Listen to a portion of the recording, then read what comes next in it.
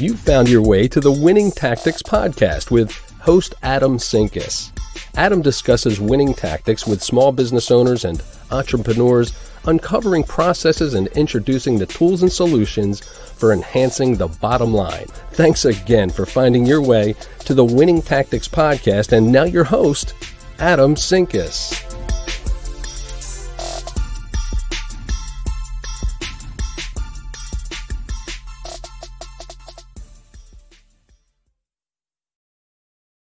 Good evening, Facebook, LinkedIn, Twitch world. Welcome to another wonderful episode of the Winning Tactics podcast. Before we jump into it today, first want to thank my sponsor for the episode, Cowork Hub Virtual. It is really an absolutely awesome virtual co-working space, taking all of those great things that people experience in co-working and bringing them online for our 2020 world. Check them out. Go to their website, coworkhubvirtual.com. Hit me up on LinkedIn, Facebook. I can connect you as well. We appreciate their support in our show. Also want to re-announce, I guess, our Pay It Forward initiative. I've been lucky enough to partner up with a bunch of wonderful people: Chuck Hester, Jennifer Rinke, whole bunch of people in a Pay It Forward initiative this month, in the month of December, where we have been nominating a person every week to receive like 5 hours of coaching help, and then they will also be getting featured here on the Winning Tactics podcast in a special Pay It Forward episode where they will get to talk about their experience. So check out my post on LinkedIn today. Proud to announce our latest winner today, Thea Wood, part of the Horizon Music Foundation. Gosh, it's a mouthful. She's supporting women who are trying to make it in the music industry in Austin. Absolutely wonderful organization. Wonderful person. Excited to work with her. And without further ado, why we're all here, to learn a little bit about recruiting from our expert and guest this week, Greg Austin. Greg, welcome to the show. So glad to have you on. Tell us a little bit about who you are and what you do. Sure. Hi, everybody, and thanks so much, Adam, for having me on your show. I am a corporate recruiter currently. I've been in the recruiting business for about 11 or so years. I started out in the agency world where I was being hired by clients to hire mostly pharmaceutical scientists and other executives into their pharmaceutical biotech companies. Did that for a couple of years. Eventually got into corporate recruiting, did that in healthcare IT, I did it in customer service, I did it in manufacturing. Now I'm back in pharmaceutical consulting with ProPharma Group, which is a great company doing great things to help make drugs safe for you and I and our families to take. It's a real pleasure to work for them, and it's a pleasure to be here as well. Awesome. Appreciate it. We're excited because, I hear and I talk to small business owners and so many of them, and even my own personal experiences. We get into like, well, I need to hire somebody because either I lost somebody, I'm trying to grow and expand, I need somebody specialized for a role, and they just get, and I get so frustrated with like the process itself, right? Because it takes a lot of time, it takes a lot of effort, it takes a lot of energy, and when you mess it up, it takes 2 to 3 more times of that same process. It's painful, to have to restart. Absolutely. So I'm excited to talk about this because it is a pain point that I think a lot of small businesses have, just from my experience in talking to them. Before we jump into recruitment strategies, I think there's some foundational groundwork that we got to lay, right? Okay. Because the big companies, right? Amazon, Google, all the major companies you could possibly think about in your market, they have this huge advantage in the recruiting world, right? They have a name that says, I am so-and-so, I am Gartner, I am Hertz, I am Google. And people go, yes, I want to work for you, right? But small businesses don't always have that advantage. what challenges does that pose from a recruiting standpoint in getting talent in the door? Sure. And before I answer that question, kind of let me ask you, how do you define a small business to give me some more scope? Yeah, so small businesses, it's everything from your local mom and pop, retail store, all the way up to your local regional construction company that's the 50, 100 employees, not making probably more than $8 or $10 million a year in revenue. Perfect. So that's kind of the area. So I think, obviously the two main things are, from a competitive standpoint, is branding. Do you have a brand? And how good is that brand? How much has it gotten out there to the marketplace? Have there been challenges to the brand where maybe people have left and said some negative things, or maybe customers have had some negative feedback? So those are some challenges you got to deal with. And also the big thing is just deep pockets versus shallow pockets, right? You can't pay, hey, I need a software engineer to help us with the startup, but I can't compete with the Googles of the world at all. So you have to focus on what you do have. Maybe they've been to the Googles or been to a large company and they're tired of the way things are run. Some of those things look great on paper and they sound great from the outside looking in, and they might have free lunches and all these types of things. But you get in the inside, and sometimes it's kind of brutal. Sometimes very political. And it's difficult. Either things are hard to get accomplished because of certain people or processes, or they're just kind of slave drivers. And so sometimes having that smaller company to be a part of, almost more like a family, is an advantage. And those are things you need to definitely capitalize on, looking for those types of people to be attracted to that. Yeah. I think that's a great point, right? Big companies, the more layers in leadership, the more layers and the more people you have in a company, there's clearly much more red tape associated with that as well. So I think that's a great point. And I think people do get burnout in that world. I mean, I've experienced it with a lot of entrepreneurs that are like, I started my own business because I just got burnt out in the corporate world, So I think that's a great point. You mentioned branding, right? And that's so important. Obviously, I do a little bit of marketing, and branding is a pretty big part of what we do from a sales perspective for companies a lot of times. But you're saying it's equally as important from gaining employees as well. Why do you think that is? Well, and I'll talk about some of the similarities and differences. I mean, part of the employer branding that you do to attract candidates is going to be some of the same branding that you're doing to attract customers or clients or whatever it is that you do.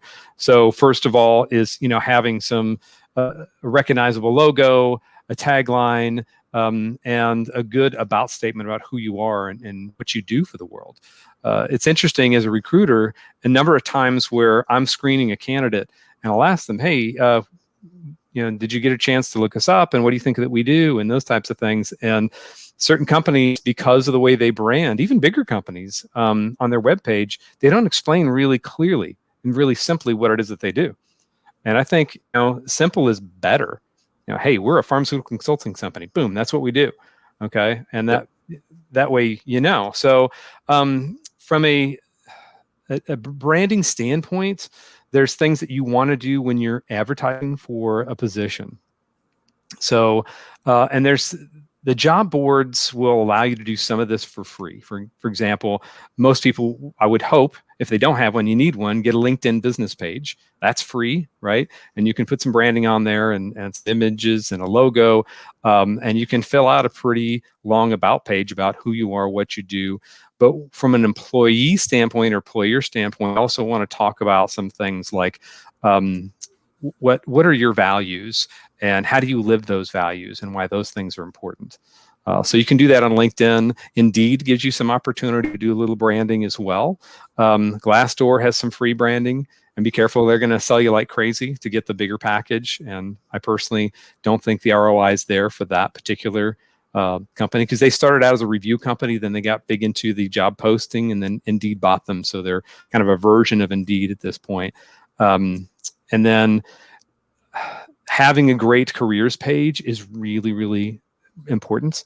So you want to be very clear, like I said, on who you are, what are your values, and most importantly, try to prove that you live them, how you live them.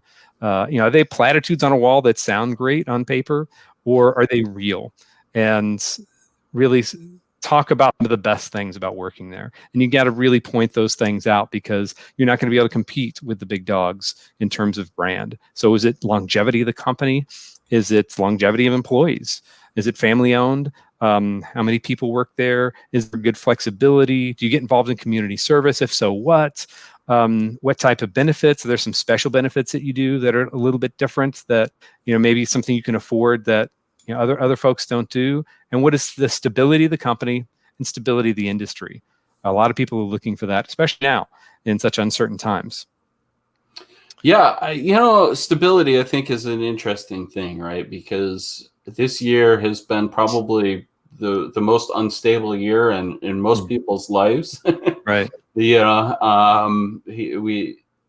had some just crazy things going on, and it's caused furloughs and shutdowns and businesses closing, and I think stability is a really important piece there. But I also want to shift to, you talked about other employer benefits that you can offer, and I think that's really important, because benefits, a lot of people put that to like just simply like health insurance, 401k, and all that stuff, and there's so much more to it than that in my mind, right? And there can be, and it can be how you do the benefits. And if you're a smaller business and you can't afford some of the Cadillac style benefits, maybe there's some things that you can do. Certainly post that you have them.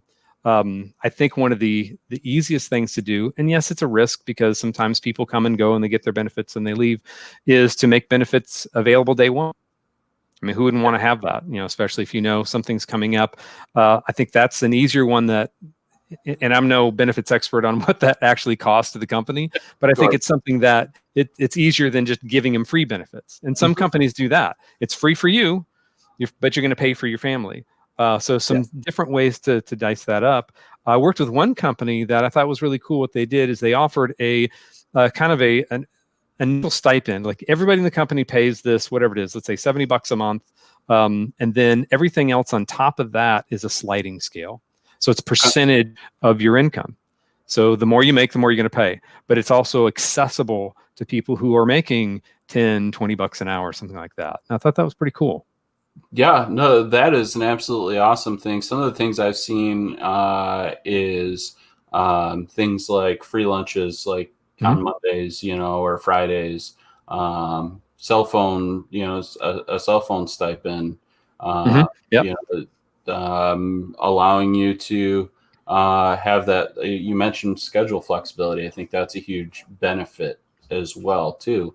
That helps people especially with families and that work-life balance stuff. So company vehicles in the construction industry are a huge benefit, especially your sales team. If you can give them a car to drive where they don't have to put the miles on their own car, it's a good benefit, Right. And it's still an asset to the company because rather than just, giving out money, right?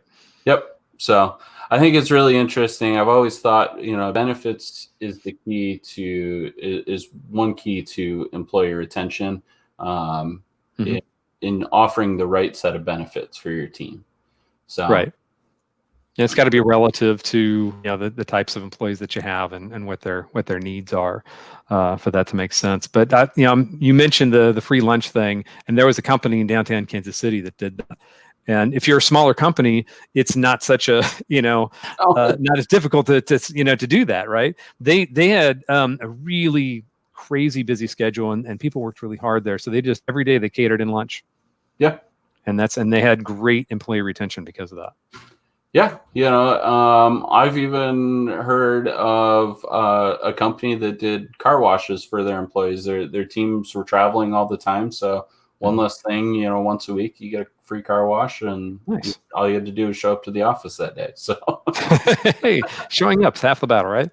Sometimes. Yep. So You mentioned Glassdoor, and I think it's really Mhm. interesting because Glassdoor is a review platform first and Mhm. foremost, and that's really important in branding is reviews. You know, we talk about this with marketing your business in general, right? Is reviews, reviews, reviews.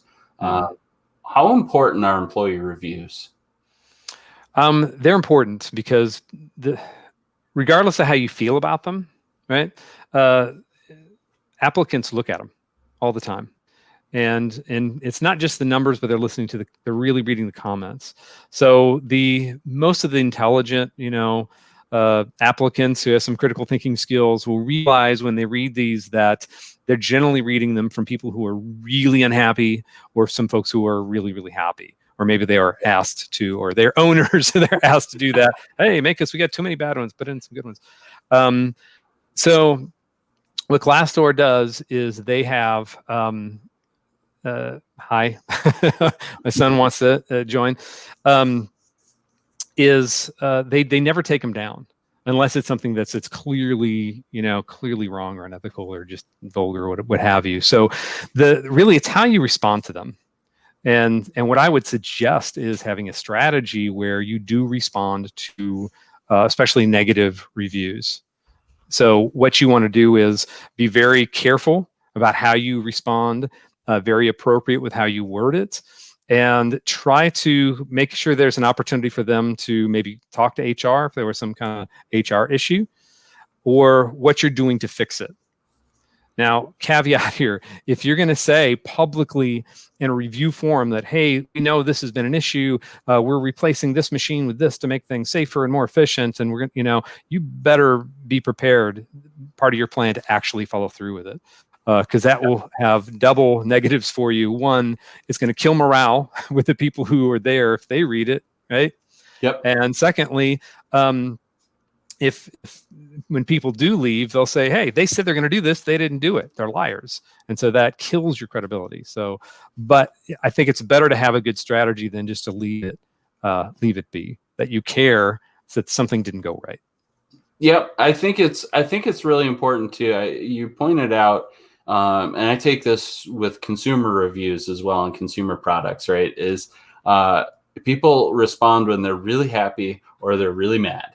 Mm-hmm. Yep. Right, very rarely do you find the middle ground. Like when I go look at like consumer reviews for products, I look at the reviews that are 2 through 4 stars. I weed out the 5-star and the 1-star because those are typically provide the least amount of value because they're emotionally driven, not product driven, right? And so, I think that's a really important, you still need to address those, but at the end of the day, you need to focus on how do I get those 2, 3, and 4-star reviews up to the top end of the spectrum and address those issues first. So let's shift gears a little bit because there's really 2 different ways to approach recruiting for your business, right? There's recruiting, do it yourself, and there's some advantages and disadvantages there. And then we will also dive down the hiring an agency or a recruiting partner to do it for you. So let's jump into the DIY because definitely in my experience, that's probably impacts more small businesses, in the forefront, right? Because limited pockets, right? We mentioned that earlier, not quite always the deepest pocket. So what are some strategies to really let's take a step back. Let's talk about job descriptions for a minute. Okay. Right? Because business owners are writing job descriptions out before they even put anything out on the internet saying I'm hiring, right? We got to put a job description together. What are some things that you see that are missed or missteps on job descriptions in your experience? There's a lot. There's so many bad job descriptions out there. And it's kind of dangerous in a way for an employer because that's almost like part of your employment contract, right? And it's not a contract, but still it if it comes down to litigation, it'll be viewed in that kind of way. So, and what you see online isn't necessarily what the job description that's written internally that you may get. You know, I understand that as well. But there's two big mistakes. Is one, it's too short. I need a sales manager, 5 years experience in this industry with a degree. That's it. Not talking about territory, not talking about what they do, why it's important, any of those types of things.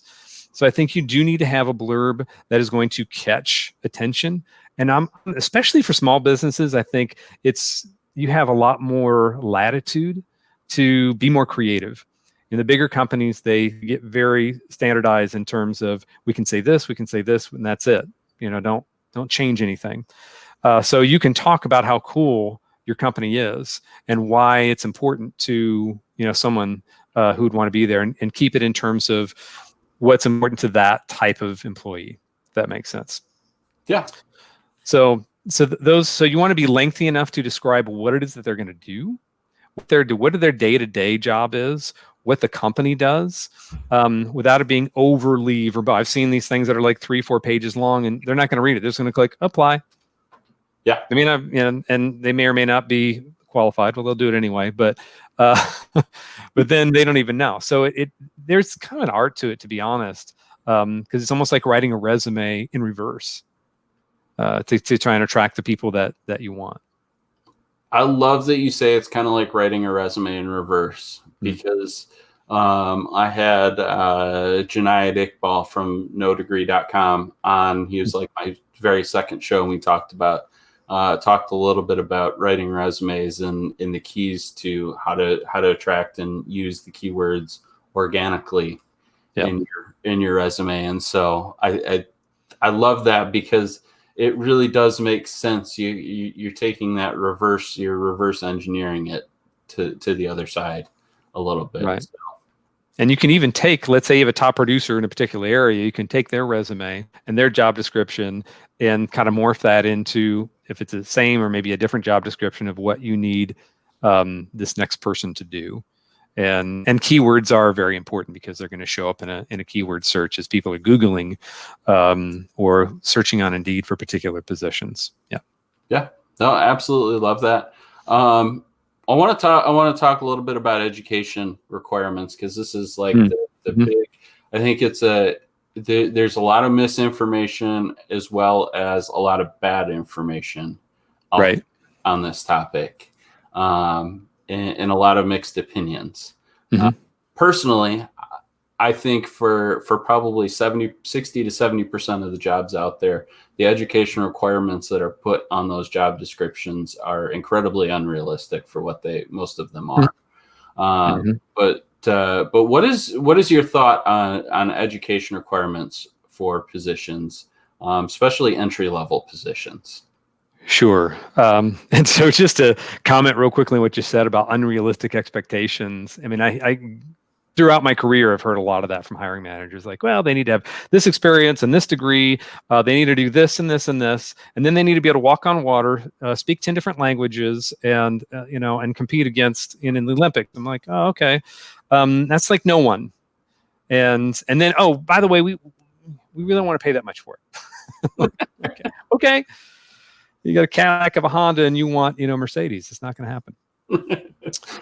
So, but to get to the education, it's relative. Okay. Entry level, it really depends. So there are certain skill positions that do require that type of education. So for an example, mechanical engineering, right? Yep. People can, if they apply, it's like, well, I know I'm good at math and I like the word engineering. It's cool. And I built a race car out of cardboard and it ran. It was really neat, and those types of things. It's like, that doesn't make you qualified. What can you tell me about thermodynamics, and how would you use that in designing a centrifugal pump?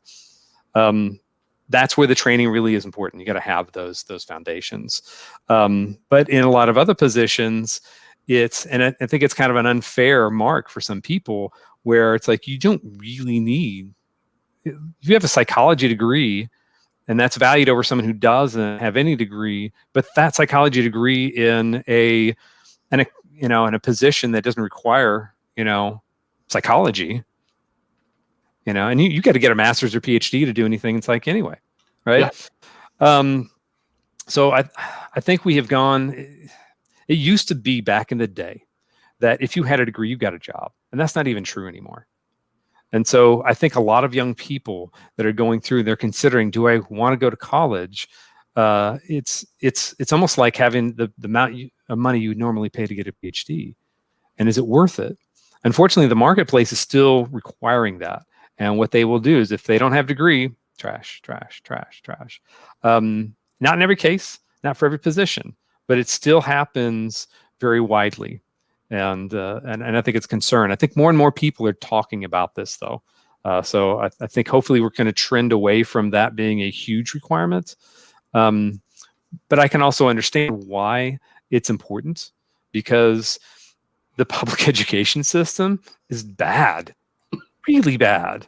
I mean, you're in Florida, okay? And Florida's not known for other public schools. I went to the University of Florida for graduate school. This is a perfect example. And I had went to school with a friend, and then his fiance, who graduated with honors in math in Fort Lauderdale, school out of there, came to UF, University of Florida in Gainesville, and she was in remedial math. That's how far the gap was. How do you go from honors to remedial? You're not even like in the mean at that point. So, and that may be why it's like, well, you're going to get a better, you're going to actually know some of these concepts, because you can graduate high school and not know how to read or write or do much math. So, I think there's both sides of the pendulum there, but you have to be careful and read and look at what they've done and see what their potential is. Someone who has a master's degree in whatever for a particular position versus someone who hasn't finished their degree yet, finished their bachelor's, if this person is difficult and arrogant and snarky, even though they're the best person on paper, the person who's willing to dig in and use their initiative and prove themselves, those are the people you really want, provided they can do the minimum job, because they're going to learn, they're going to figure it out, they're going to be one of your best employees. Yeah, I think another interesting thing to point out is experience versus education, right? Mm-hmm. So you get so many resumes of people, 30s, 40s, and 50s, that have a whole 10, 15 years of experience, but may not have the education because, let's face it, in that age group, education wasn't as important as it is today. Right. And so those people I see a lot of times get looked over for positions. I've experienced it because they don't have a degree. And so, like you said, it gets thrown to the wayside. Right. Right. So what's your thoughts on experience versus education? Somebody that's got 10 years of experience working in a similar type of environment, similar type role, versus somebody that's got 2 years out of school and a degree. Right. So, and I'll put it in the context of what this means to a small business owner or manager who's trying to hire somebody as well. So you have to look at the totality of the candidate, not just degree or no degree, 10 years experience versus 2 years experience, and what does all that look like? And so what I mean by that is, if you're looking at experience, you have to really dig down and what did they do? What did they accomplish? And when you're putting together your questions, that's what you want to get to. What is your, and this is one of the questions I love to ask is, what's your number one accomplishment professionally? And then probe from there. What is it? How did you do it? Well, how did you do that? Who did you employ? What resources did you use? Okay. And then just kind of probe from there and there and there until you get down to, this person really did this. They're not just saying, I saved the company $10,000 or $100,000 or whatever it is. They can tell you step by step exactly how they did it. So if you're looking at this candidate and let's say they've no degree, they have 10 years experience, and they've had 2 or 3 jobs within that, and they can prove what they did, great. I don't see why you wouldn't at least interview that candidate to see if they would be a fit. Now, if they've had 9 jobs in those 10 years, you got to maybe have a problem here. Yep. stuff happens. We get it. We're all human, and sometimes companies fold or weird things happen. But when you see that kind of a trend, most employers are gonna shy away from that. So, and there's other cases where having the degree, hey, at least this person has jumped, and they do have some experience that may or may not be relevant to what I need, as opposed to this person did finish 4 years of college. They finished it. They did it. This person is starting and stopping things. Do they have the stick-to-itiveness to complete the projects I need to have done in my business? Yeah, no, I love that perspective of, that is the other side of the education argument is, yes, they stuck through and did something that really truly is an accomplishment. Right. So, there's a lot to be said for that. However, small businesses, if you're listening, don't try and offer a candidate with an MBA that fresh out of college, $30,000 a year to be leader of your operations. It's just not going to work. It isn't. Experience matters. It matters a lot. And I think for people like you and I, you don't even realize it until you talk to people who are kind of at a level where you're like, how did they not get that? How did they not see that? And it's because we've been through it. The good and the bad and the ugly, either through difficult challenges in the workplace or mistakes that we've made and had to, fix, and those types of things. Yeah. Yep. So cool. Let's shift a little bit because we've talked about job descriptions and some of that stuff, right? Obviously, we know that putting it out on places like Indeed and LinkedIn, those are great places to get it out there. Now you got a candidate pool. What are some things, some tips or tricks that people can use to, really, start to narrow down their field into candidates? Sure. So, when you're going through that process, and you're talking about kind of the sourcing side, you got this pool and how you're filtering through them. Yep. So one of the things we didn't get a chance to talk about in the process is, do you have an ATS, an applicant tracking system? And if you're a very small business, you don't, and it's probably not, going to fit within your business plan. So you got to be tracking them in some kind of way. If you do have one, you can screen people out ahead of time by asking screener questions. So they apply and they're required to answer these 3 to 5 questions. And if if they need H-1B sponsorship, or if they have never worked with this particular type of software, or these types of things that are key for them to be successful, then that kind of helps you narrow that field, right?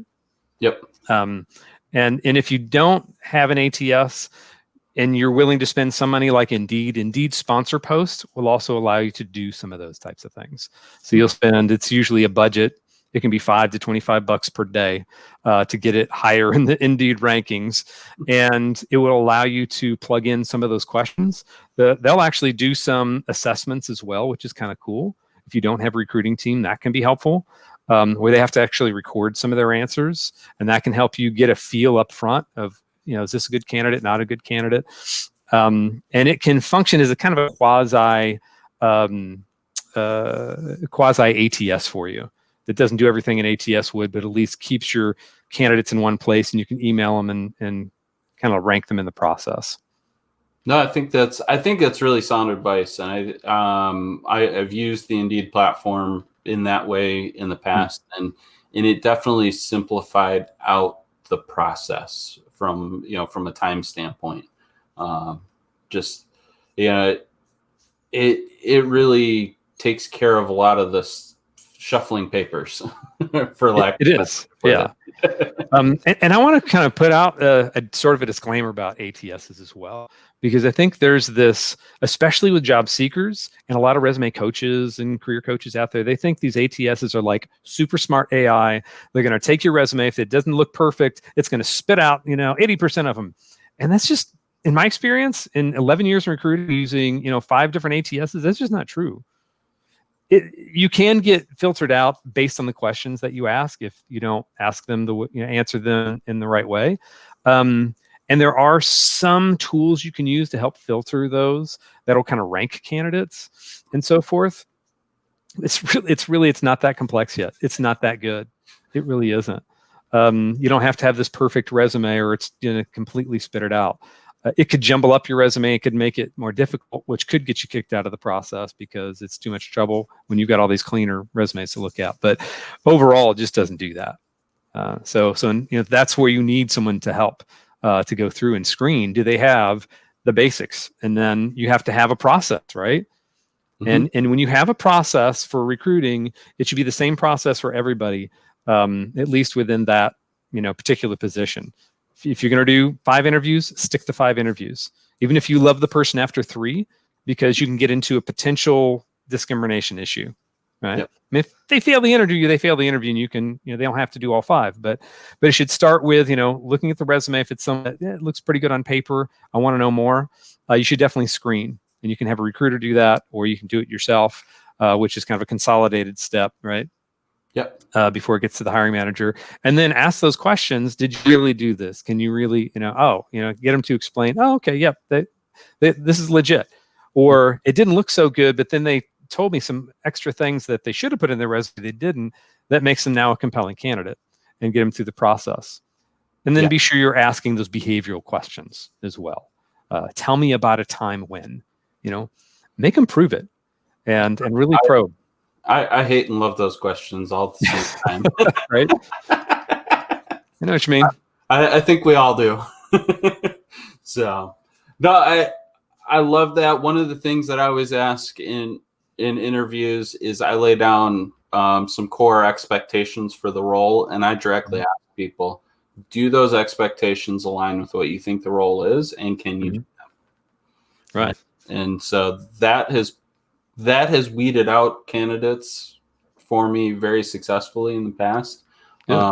Just on the premise they're like, you know what, I'm really not sure, or the way they answer it sounds very unsure. Then I'm like, okay, let's step back and look at how qualified are they really for this role, right? And so it's kind of a nice checkpoint. So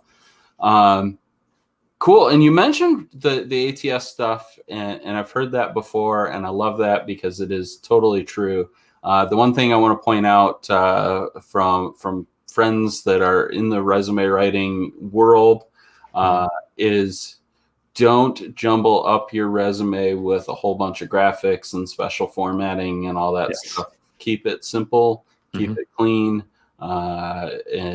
And there you can go on, I think Word actually even has one that is an ATS compliant resume wizard format, right? So keep it simple, please. That will help you out immensely. So keep it simple. Don't be overly verbose. Use bullet points. Make it easy to read. Don't use the tiny fonts. Save our eyes, please. Beg you. No hiding keywords in the margins in white. I've heard some of the software does catch that type of stuff. So very cool. Let's shift into our last topic, because we have talked a little bit about the brand strategy of the business. We talked about if you're doing the recruiting yourself, but I think a lot of times I'm a big proponent of this. I am an expert in what I do, and I am not an expert in recruiting. I am not an expert in a lot of things in my business, and I don't want to be, and I don't pretend to be. So sometimes I look at that and I go, here's a great opportunity to hire somebody that is an expert, right? And that's where you get into choosing a partner agency or a recruiting firm that focuses on this. But like everything, when you hire somebody from the outside, there's always some risk. So let's talk about that a little bit. Sure. So first of all, you want to divide, these potential, agencies that you want to work with into kind of the real players and what I call fly-by-nighters. And so there's a lot of recruiters out there. There's a lot of bad recruiters out there because they don't know what they're doing. They use the same lingo everyone else does, and they really don't have the expertise. They're just either new at it, or they see the dollar signs and they want to make the money, and they don't care about the process. They don't care about the people. They just want to make a profit. And those are the people you want to avoid, the people who care about their candidates and want to have a good reputation, and their reputation is going to follow them. So the first thing you look for is the longevity of the agency. And if it's a single recruiter, and the agent, and the longevity of the recruiter itself. A lot of times, if you're a business owner or manager, you've already been hit up by recruiters saying, oh, hey, I've got this person, or do you hire recruiters, or do you have any openings? If they're starting with, do you have any needs? No, don't even bother. They're not worth your time. Now, if somebody starts with what we used to call a most placeable candidate, MPC candidate, that is somebody who that you've already gotten to know. You've already, as an agency recruiter, you've already pre-screened them, and you know where they can fit in and what their real benefits are to a company. And if you lead with that, with the right context of the position of the company, that can kind of get you your foot in the door. And if they're leading with that, that's a good sign. But you do want to check to see. And I would also, whether they come to you or you find them, if you can get a referral from someone, that's obviously going to be the best. Someone who's had a successful opportunity working with this particular recruiter. But you want to test them. A lot of times these people are really good salespeople, and they say, hey, I can do this and this and this, and I can walk on water, and I can get you 12 people that can do this backwards, and it's only going to be 35%. Here, sign here. And sometimes they get sort of blinded by that, and they're like, oh, really? You can do that? Great. And it only costs if I hire them, so go for it. No. I wouldn't do that. I would do your due diligence, just like any other vendor. See who else has worked with them. Google their business or reviews to see if they have positive or negatives and so forth. And then get to that contract part. Now they're gonna ask for 20 to 30%, and most are going to start with 30 because they know they're going to negotiate down. And I would never accept 30% as a business owner unless it's a retainer, a proven recruiter who's giving you a retainer, and it is more risk because now I'm paying you up front rather than on the back end, either half now, half later, or third, and third throughout the process to do this. But those people are usually very, very good. They're very, very niche, and you can see that in their LinkedIn. You can see that in their reviews and the work that they've done. And if it's a mission critical position, high level, that's critical to your business, it may be worth it to fork out that kind of money, especially if you don't have a recruiting function at all, or one that isn't reliable enough for you. Yeah, absolutely love that. I think regardless of the vendors, some of the tips you gave are, whether it be recruiting or anything, are great, phenomenal tips on that. What should you expect from a recruiting agency, from a process? What should they be truly doing for you throughout that process? Well, if they're good, they're going to want to spend at least 30 minutes to 60 minutes with you to do what I call a needs analysis, to truly understand what is the urgency, what is the position, what exactly are they going to do, what problems are they trying to solve, what are the have-to-haves of the position, what are the nice-to-haves, who's going to work best with you, what kind of things should I avoid, what industries, groups, all those types of things. If they're asking a lot of good questions, they know what they're doing. And then they should be able to return if they're good. If they're really good, they're going to have some people in their back pocket. If it's something that's repeatable, it's not a totally unique position, and they'll give you 2 or 3 good candidates in a day, in a week or two. If they're not producing, if you don't hear anything from a week, they're not very good. Okay, and you shouldn't just have one vendor. You should go with maybe 2 or 3 that that you've vetted. Or come highly recommended, and let them go after it, and whoever wins, kind of thing. You don't want to go more than 2 or 3, because then you'll have, if they're good, they're all going to be tripping over some of the same candidates, and it's just going to be a mess. And most recruiters don't want to deal with that situation anyway. They want exclusivity, right? Because otherwise they may lose to somebody else. I would also avoid Indeed Hire. Have you ever heard of this or used them? I have not. So this is another service that they provide, and I've tried them twice, very unsuccessfully. And so they came to me saying, okay, this position, you need a field service tech. This is our bread and butter. We've got all these people. And I got the feeling that they actually screened the candidates. And that's what a good recruiter should be doing. Is they're screening, they're getting to know, they fit all the have-to-haves, and they're within your pay range. If they're not doing that, they're not worth their weight in salt. So Indeed Hire, they rely on their technology. And my theory is that they just reserve some of their best candidates within their technology for Indeed Hire. Like, oh, we only charge 10% when everyone else is charging 20 or 30. And it's like, oh, well, that's pretty good. But they're not doing anything. They're just spitting you candidates that aren't a fit. And I never hired anybody. So it was really a waste of time, and it was frustrating because they weren't doing what I thought. I thought it was a service. Really, they're just giving me some what they think are the best, and then their best candidates didn't get hired.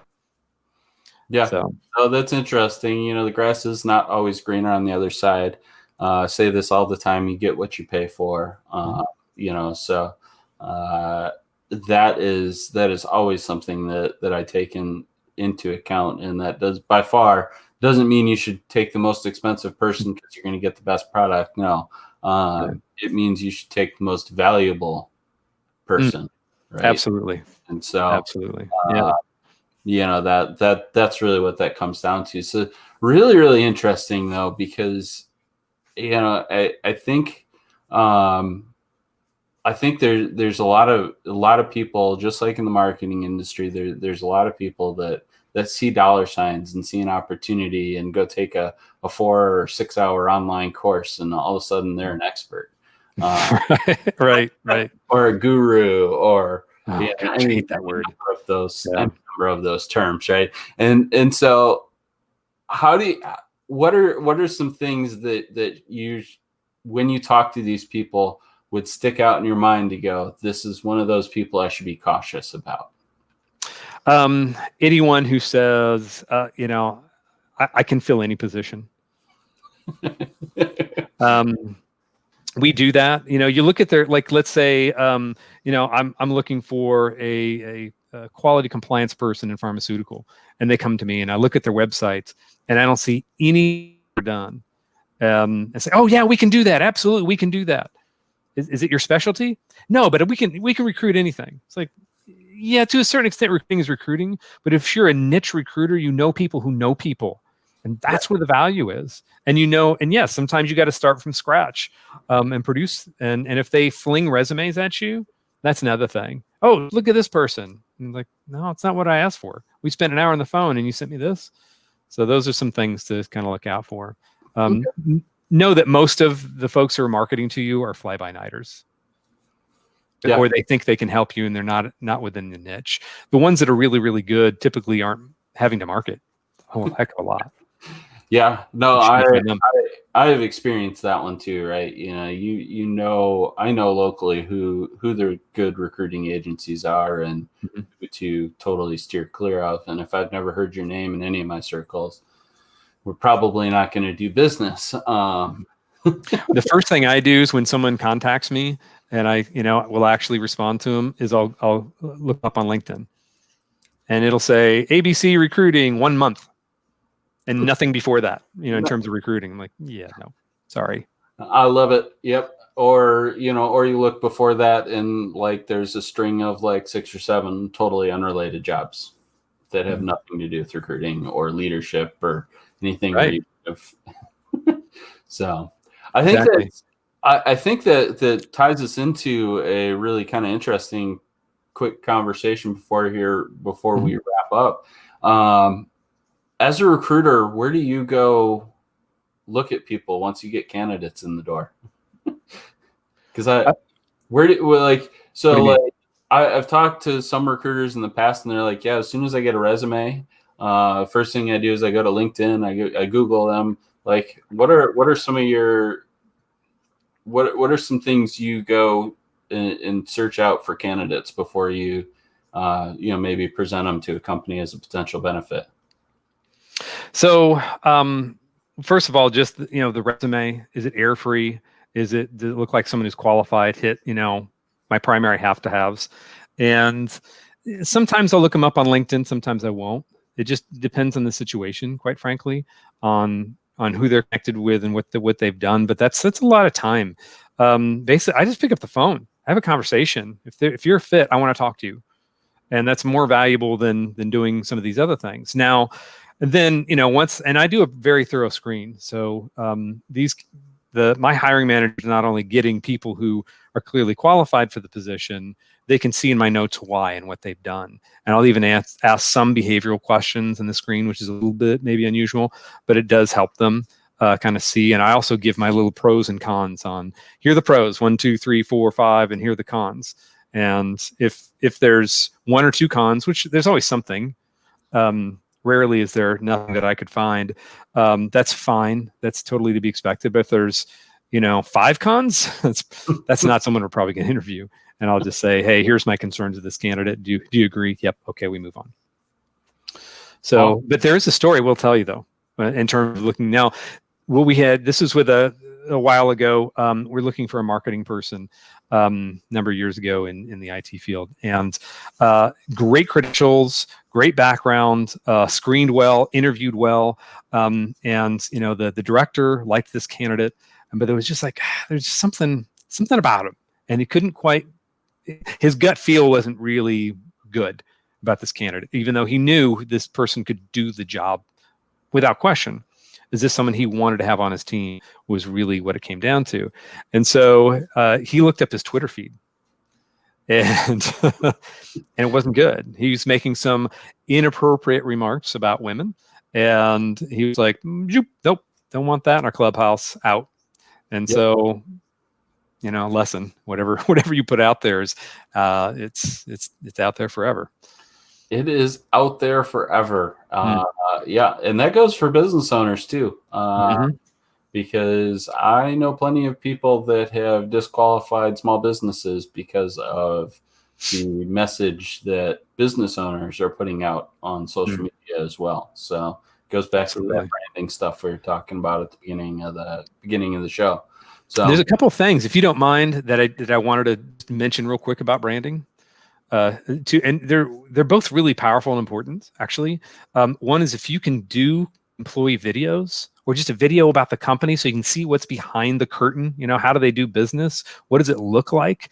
Those are super powerful, especially if you get someone who says, oh yeah, I've been here for 10 years and I've done this and this, and I moved over here and did this, and I've moved up and I've it's been really great, and all those types of things. There's no replacement for that. The best thing to do, of course, is outsource to a vendor who's good. But if you do it right, you could still do it on your own. Yeah. And you should have a YouTube page. The other is, how do you treat your candidates? And a lot of companies get this wrong, and especially if you're overwhelmed. I mean, I have one position I put up for a nationwide marketing manager. I had 1,000 candidates. I can't read 1,000 resumes. That's just not going to happen. There's but they're all going to know when this position closes, and they're all going to be thanked by me for, hey, please, thank you very much for taking the time. The vast majority of companies ghost their candidates. Oh yes. And that's a problem. So if you want to stand out, and it's a free way of branding, is just say, hey, thank you for taking the time to apply. Sorry, we hired somebody else. I hope you would consider us in the future. Best wishes in your career search. And if it's someone you've interviewed personally, pick up the phone and say, hey, we really liked you. You have a great background. Unfortunately, there was someone else who the hiring manager went for, or that we went for whatever reason. If you can give them a little bit of feedback that's kind of safe to give on, hey, you could, if you had this and this, it would have been great. We'd love to see you again. Please apply the next one. Even if they get rejected, 90% of the candidates who I reject thank me, because at least they have closure. Yeah, I think that's so powerful because it is, anymore, gone are the days where you walked into a company and shook the talent recruiters, talent acquisition manager, whatever you want to call them, shook their hand and said, hi, I'm Adam. I'm here for such and such position.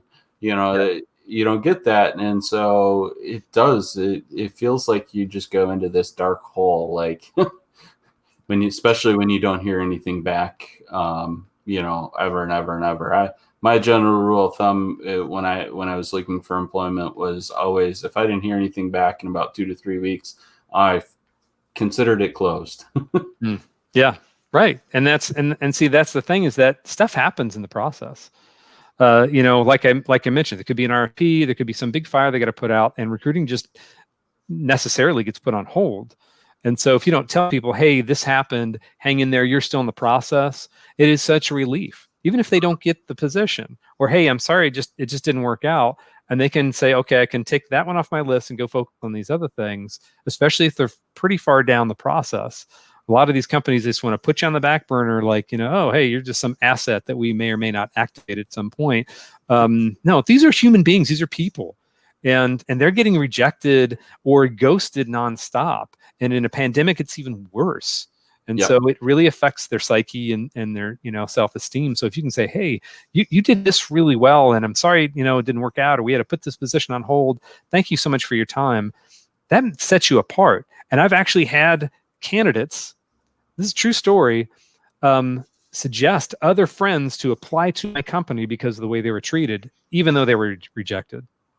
Yeah, that's exactly it. It's that human first approach to everything. Everything we do should be human first. So let's wrap it up here. I love to capture some final thoughts. We have gone way over my normal time for this show, but sorry about that. Oh, it's fantastic. It's been a great conversation. I always like to leave our listeners with one final thought, something that they can take away from the show and really put into action in their own company. Sure. So for small businesses, it is really demonstrating why you're different. And it doesn't have to be that you're so different than all these other companies. It's how you treat people, what your values are. People mean something to us, and there's going to be an opportunity for you to grow. Make it human, make it a story, make it real for them. And that's going to draw in people. And they're going to talk about it on Glassdoor, and they're going to talk about it with their friends and family. And they're going to refer you people left and right. And that's having an employee referral program and using those referrals. That's a huge asset. And those are people that you feel good about because they're not just cold off the street. Oh, well, John knows him and Debbie knows this guy, and they say he's done good work, and they would fit in well here. That carries its weight in gold.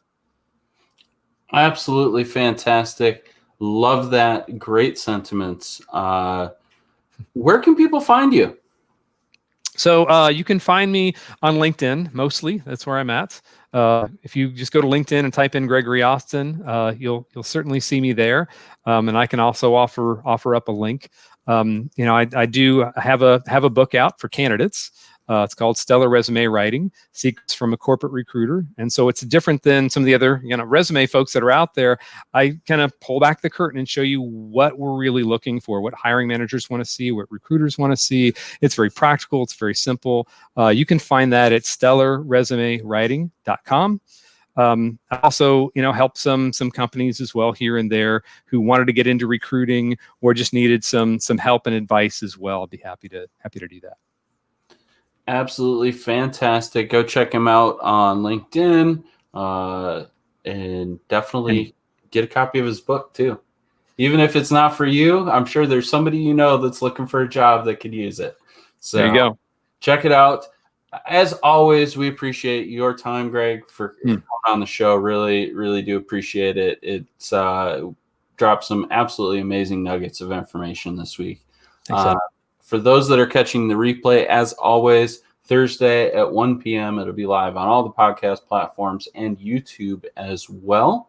As always, thank you so much for your time, listeners. We appreciated you. We had quite a few of you on this evening, so really appreciate it. And have a wonderful week. And if we don't talk to you before the holidays, have a great holiday as well.